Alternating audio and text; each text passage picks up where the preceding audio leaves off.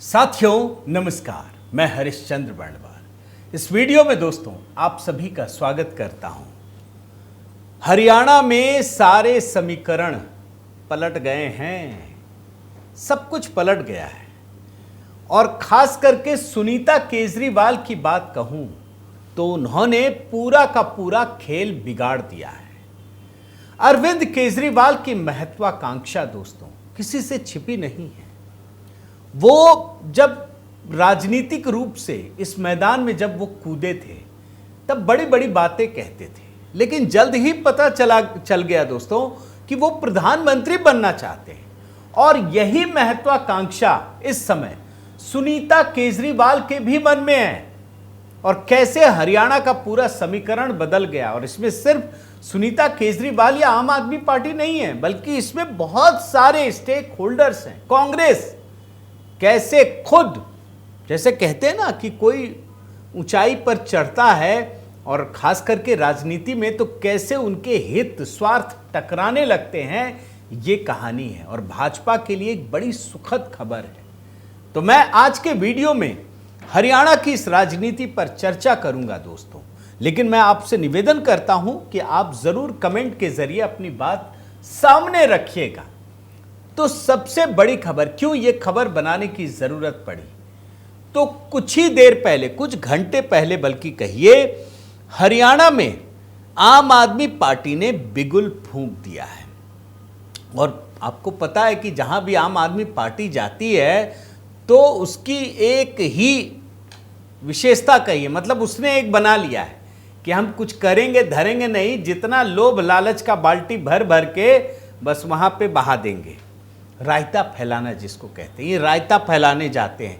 कोई विजन नहीं, कुछ नहीं, 5 गारंटी लॉन्च कर दी है, सब फोकट में ये देंगे, फोकट में वो देंगे, फोकट में ये देंगे। अरे भाई, तुमसे ज्यादा फोकट का माल लेके तो आजकल राहुल गांधी घूम रहे हैं सब जगह, तो वैसे भी नहीं चलेगा। लेकिन खास बात क्या है ये समझिए। पंचकुला में दोस्तों, पंचकुला में पार्टी गई और आप देखिए यहां पर सुनीता केजरीवाल, भगवंत मान, संजय सिंह, संदीप पाठक सब पहुंचे। अब इससे एक सवाल बड़ा खड़ा हो रहा है कि हरियाणा में जो आपकी एंट्री हुई है उससे कांग्रेस का गेम बिगड़ेगा, भाजपा के लिए कुछ होगा, कुछ नहीं होगा। अब इस राजनीति को जरा मैं आपके सामने डिकोड करूंगा, लेकिन पहले उससे उन परिस्थितियों को भांप लीजिए।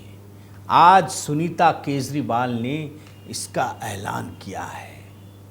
सुनीता केजरीवाल को लगता है कि अब जब केजरीवाल जी जेल में हैं तो सब काम तो उन्हीं को करना पड़ेगा।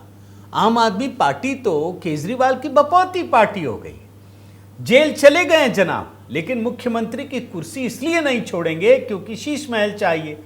आम आदमी पार्टी में शुरू से आज तक संयोजक हैं, नहीं छोड़ा, क्योंकि इनको लगता है ये मेरा है, सब कुछ मेरा है, किसी को नहीं देंगे। तो सुनीता केजरीवाल, जिनका पार्टी में कोई स्थान नहीं था, अब उन्होंने पूरी तरह से टेक ओवर कर लिया है। और इससे पहले दोस्तों अचानक से प्रधानमंत्री मोदी ने वैसे भविष्यवाणी की थी, और देखिए जैसे ही लोकसभा चुनाव खत्म हुआ, नतीजे आए, आम आदमी पार्टी ने कांग्रेस को धकिया के बाहर कर दिया कि हम अकेले चुनाव लड़ेंगे सभी 90 विधानसभा चुनाव में। क्यों? इसकी वजह क्या है? आखिर ये कौन सी रणनीति है? रणनीति है या भाजपा को सहयोग कर रहे हैं आम आदमी पार्टी? ये इस सवाल का जवाब जानना बहुत जरूरी है, और इसीलिए मैं आपको कुछ चीजें दिखाना चाहता हूं। लेकिन उससे पहले दोस्तों आप याद रखिए, मैं आपको लोकसभा और विधानसभा की चीजें दिखाऊं, आप ये समझ लीजिए कि आम आदमी पार्टी ने जब ये घोषणा की है तो हरियाणा का चुनाव, हालांकि लोग बता रहे चौतरफा नहीं, 5 तरफा हो गया है। एक तरफ भाजपा, दूसरी तरफ कांग्रेस, तीसरी तरफ इंडियन नेशनल लोक दल बहुजन समाज पार्टी के साथ, चौथा आम आदमी पार्टी, पांचवा जननायक जनता पार्टी दुष्यंत चौटाला की। और अब आप दोस्तों पहले लोकसभा चुनाव के नतीजों को देखिए, और एक साथ में 2019-2024 दोनों दिखा रहा हूं। आपको समझ में आ जाए। 2019 में भाजपा बड़ी मजबूत थी, 10 के 10 लोकसभा सीटें जीती, अब तो 5 रह गई है।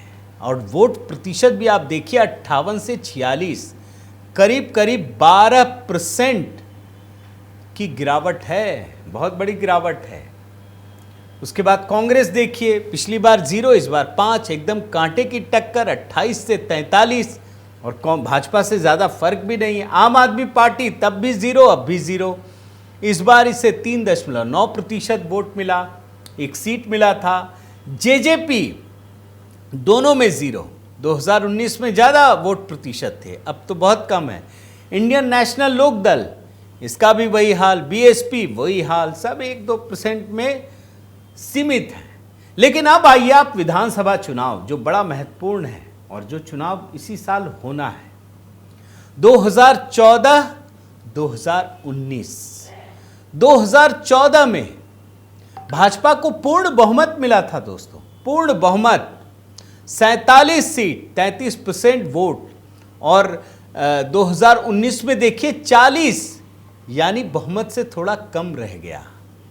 हालांकि वोट प्रतिशत देखिए तो पिछली बार 2014 से बढ़ गया 36.5। कांग्रेस को देखिए 14 में 15 सीट, 20% वोट, और 19 में 31 सीट, दुगुना से ज़्यादा 28.1%। लेकिन एक बड़ी महत्वपूर्ण पार्टी जेजेपी, दुष्यंत चौटाला की, इस बार 10 सीटें मिली थी, जिसके साथ भाजपा ने सरकार मतलब मिलाकर सरकार बनी। इसके बाद इंडियन नेशनल लोकदल, 19 सीटें थी 2014 में, 2019 में 1 सीट, अदर्स 4, 1, इंडिपेंडेंट 5 थी पिछली बार, इस बार 7 सीटें। यानी ये गणित लगातार बदल रहा है। लेकिन एक बात तो सत्य है कि भाजपा की सीटें गिरी और कांग्रेस की सीटें बढ़ी।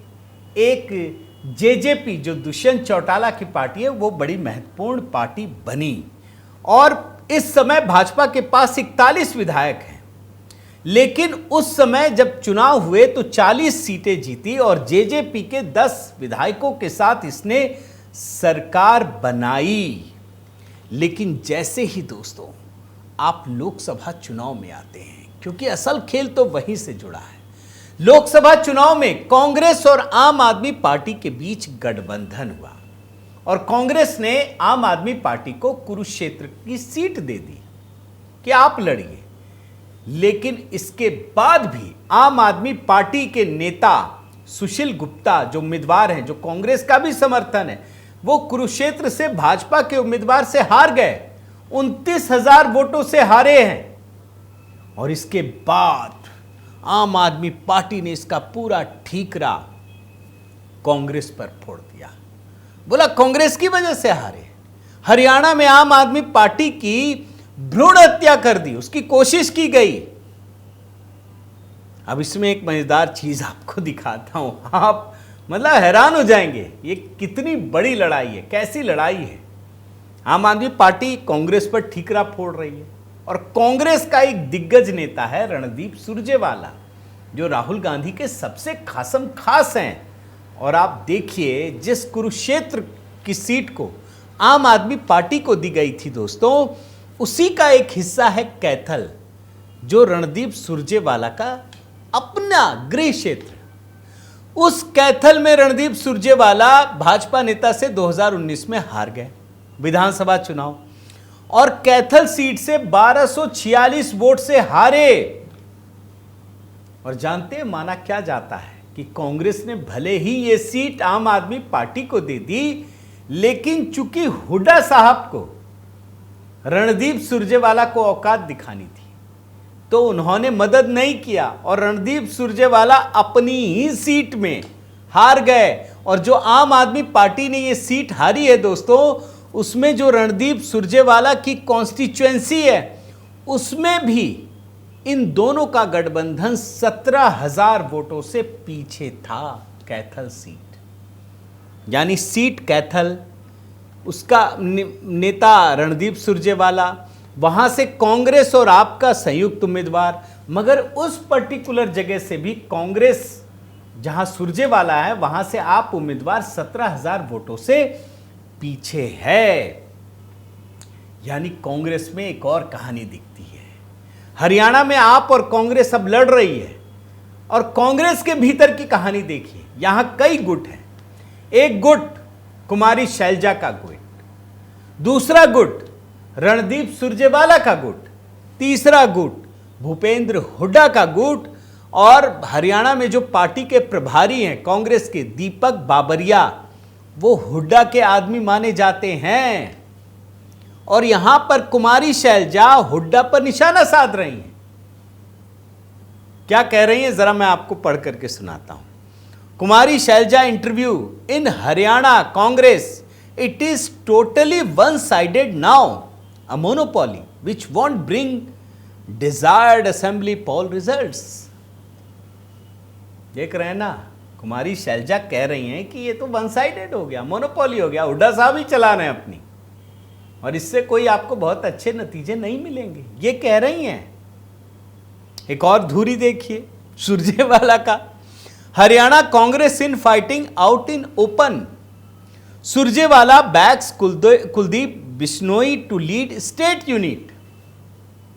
ये अलग दुकान खोले हुए। तो कांग्रेस देश में दरअसल जो करना चाहती थी कि सबको लड़ाते रहो, ये लड़ाई इनके घर के हरियाणा में दिख रही है। आप सोचिए, जो इस प्रकार से सत्ता के लिए लड़ रहे होंगे दोस्तों, तो क्या होगा, ये हरियाणा के लोगों को जरूर सोचना चाहिए। और इसी का असर है कि ये कहा जा रहा है कि कांग्रेस हरियाणा में किसी भी व्यक्ति को मुख्यमंत्री पद का उम्मीदवार नहीं बनाएगी। और हो सकता है कि राहुल गांधी एक नई तस्वीर में आए, एक तरफ कुमारी शैलजा का हाथ पकड़ के, एक तरफ हुड्डा साहब का, एक तरफ रणदीप सिंह, सब का हाथ उठाएं कि लो भाई सब एक हैं एक हैं। और फिर चुनाव के नतीजों के बाद वही हाल होगा जो राजस्थान में हुआ, जो मध्य प्रदेश में हुआ। आप सोचिए। और कांग्रेस की इस लड़ाई के बीच में आम आदमी पार्टी सारे कांग्रेसियों को, रणदीप सुरजेवाला को, सबको, सब पर निशाना साध रही है। अब सवाल ये उठता है दोस्तों कि आखिर इससे भाजपा को कितना फायदा होगा, कितना नुकसान होगा। क्योंकि हरियाणा का पूरा चुनाव जैसे कहते हैं ना, मल्टीपोलर, मल्टी कॉर्नर्ड, कई सारे दावेदार, कई सारी पार्टियां, कई सारे लेयर। तो भाजपा को फायदा होगा या नुकसान होगा। तो एक बात मैं आपसे जरूर बताना चाहूंगा दोस्तों कि 2019 में भी जब विधानसभा चुनाव हुआ था, तब भी यही स्थिति थी। बहुत सारी पार्टियां अपनी दांव आजमा रही थी, दांव पेच कर रही थी। और उस परिस्थिति में भारतीय जनता पार्टी सबसे बड़ी पार्टी बनकर उभरी। उस समय भाजपा को 40 सीटें, फिर कांग्रेस 31 सीटें, जननायक जनता पार्टी 10 सीट, इंडियन नेशनल लोकदल और हरियाणा लोकहित पार्टी 1, आम आदमी पार्टी ने 46 सीटों पर चुनाव लड़ा और सब जगह खत्म हो गई। आम आदमी पार्टी को कुछ नहीं मिला। अब इन परिस्थितियों में सोचिए कि सुनीता केजरीवाल कर क्या रही हैं, क्यों कर रही हैं। और इनकी पार्टी हर दिन हरियाणा को गाली देती है। लेकिन मैं आपको बताऊं दोस्तों, एक नया एक्सपेरिमेंट कर रही है आम आदमी पार्टी। और क्या कर रही है मैं जरा आपको बता दूं। आम आदमी पार्टी ने कांग्रेस के साथ मिलकर 2 जगह चुनाव लड़ा। यहां पे दिल्ली एनसीआर की बात बता रहा हूं, दिल्ली में और हरियाणा में। और दोनों जगह आम आदमी पार्टी खत्म हो गई। लेकिन जैसे ही ये पंजाब में लड़ती है कांग्रेस के खिलाफ, तो इसे लगता है कांग्रेस को भी सीट मिलता है, हमें भी मिलता है, भाजपा को नहीं मिलता है। तो ये एक विचित्र तरह का एक्सपेरिमेंट है कि हम साथ इसलिए आगे बढ़ें क्योंकि हम लड़ेंगे, हम दोनों लड़ेंगे और दोनों साथ बढ़ेंगे। केरल में भी यही खेल चलता है, कांग्रेस और लेफ्ट लड़ती है और दोनों ही बाहर आकर के गलबैयां करने लगती है, साथ साथ हाथ मिला के चलती है। आप सोचिए। और यही एक्सपेरिमेंट आम आदमी पार्टी कर रही है। लेकिन भाजपा की अच्छी बात यह है दोस्तों कि पीएम मोदी के नेतृत्व में हर चीज एकदम पैनी नजर से देखते हैं, ये सतर्क हो चुके हैं। और इसीलिए तुरंत इन्होंने मार्च में मनोहर लाल खट्टर जी को रिप्लेस करके नायब सिंह सैनी को, जो एक ओबीसी समाज से आते हैं, उनको मुख्यमंत्री बनाया।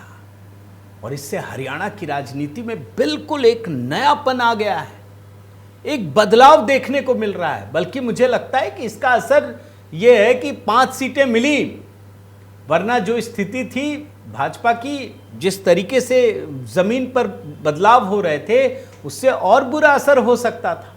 और नायब सिंह सैनी जी की तारीफ करनी पड़ेगी कि उन्होंने आते ही इस बात को महसूस किया कि ये सारे भर भर के बाल्टी लेके आते हैं कि ये देंगे वो देंगे, हम करके दिखाते हैं, ये बोलते हैं हम करके दिखाएंगे। और आप देखिए क्या क्या किया है।